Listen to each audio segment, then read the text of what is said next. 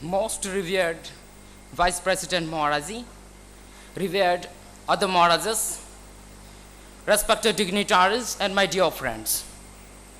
On the occasion of All India Volunteers Orientation Camp, I am honored to be given this opportunity to speak to a distinguished audience on the topic, Role of Volunteer in the Ramakrishna Movement. Swami Vivekananda is perhaps the greatest icon among the young world. The very glance at his appearance makes the youth stand upright. The very words from his message creates an awakening and movement. The imagination of his personality floods our whole being with the sense of infinite freedom. In May 1897, Swamiji seeded the Ramakrishna movement when, with the unanimous consent of the assembled devotees, Swamiji formed an organization under the name of Ramakrishna Mission Association. This organization would include in its fold monastic disciples, lay disciples, and volunteers to carry out all work and activities as enjoined by Sri Ramakrishna. Broadly speaking, Swami Vivekananda had only two messages. One is for the whole world, and the other is for our motherland, India. And for his message to the Indians, Swamiji had a great hope upon our younger generation. He says, "My faith is upon the younger generation, the modern generation. Out of them will come workers, and they will work out with the whole problems like a lion."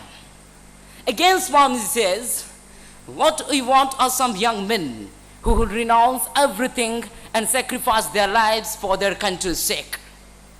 Then what is the message of Swamiji to the youth and volunteers? The message is the regeneration of India. India must rise once more into her great pristine glory. The glory of India is spirituality. He calls upon our young men to become heroes. He says, "Youth country requires heroes. Be heroes. Our heroes must be spiritual, and our younger heroes would conquer the whole world." According to Swamiji, conquering the whole world through spirituality is our ideal. The volunteers have done a yeoman's service in carrying forward this message of Swamiji. The next question is, how this goal can be achieved? This goal can be achieved in two ways. One is individually, and second is collectively. Individually, our young men should be strong, faithful, and fearless, and they should be free from jealousy. These four basic things are necessary. Strength is the first one, because weakness is the cause of all our miseries. Secondly, faith is required. It because faith is the secret of greatness.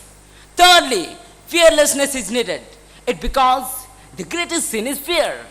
And fourthly, jealousy is the bane of our national character. We should reject it. Only becoming a bold individual is not sufficient. The second way is that our young men, namely the volunteers, should be able to work collectively in an organized way. Swamiji says, to make a great future India, the whole secret is in organization, accumulation of power, and coordination of will. Two things are of chief necessity for this spirit of organization. They are obedience and unselfishness or selflessness. Unselfishness is the first one, because nothing great can happen without sacrifice.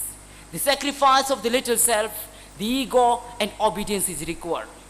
Swamiji says, organization is power, and its secret is in obedience.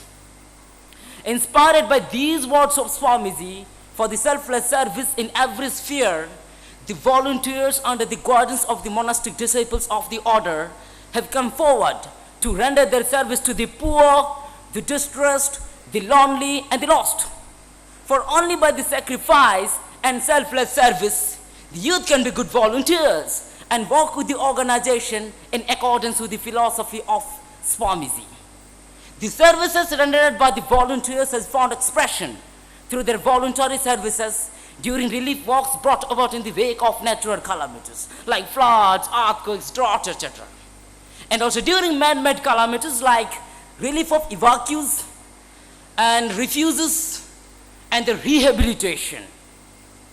With these words, I come to the end of my speech and would like to thank all the volunteers working in the various areas and aspects of life for the development of society and mankind.